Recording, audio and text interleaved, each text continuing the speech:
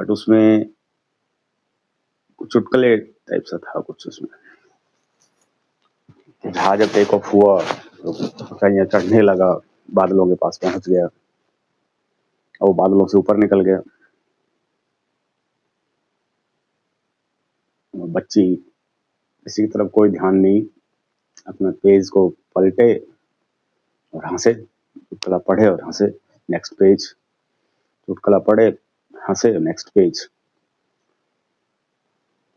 तो जहाज में कंपन शुरू हो गई, थोड़ा थोड़ा हिलना शुरू हो गया, जैसे होता अक्सर होता है जब बादलों में जाता है तो हिलता है वो।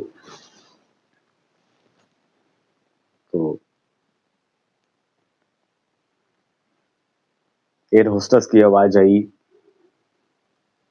कि जहाज बादलों से गुजर रहा है, आप निश्चिंत रहिए, ठीक हो जाएगा, भी आपको खाना भी दे देंगे जैसे एरोप्लेन स्टेबल हो जाता है। एरोप्लेन स्टेबल होने के बजाय ज्यादा हिलना शुरू हो गया, गड़गड़ गड़, कंपन ज्यादा हो गई, बहुत ज्यादा हिलने लगा जहाज।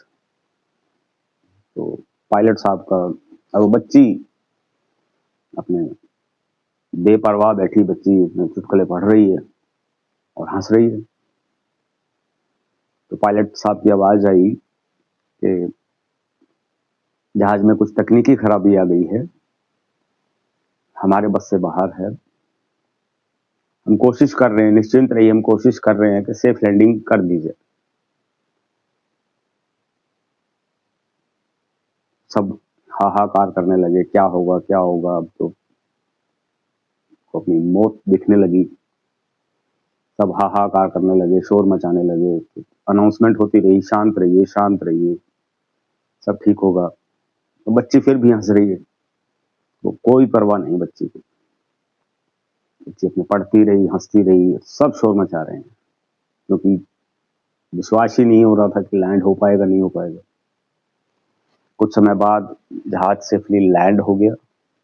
आवाज आई, पायलट साहब की आवाज आई, भगवान का शुक्र अदा करो कि जहाज बिल्कुल सेफली लैंड हो गया है। सबने एक दूसरे को विशेष दी, भगवान को हाथ जोड़े, सब एक दूसरे को आपस में विशेष दी, क्योंकि मौत को नजदीक से देखा था।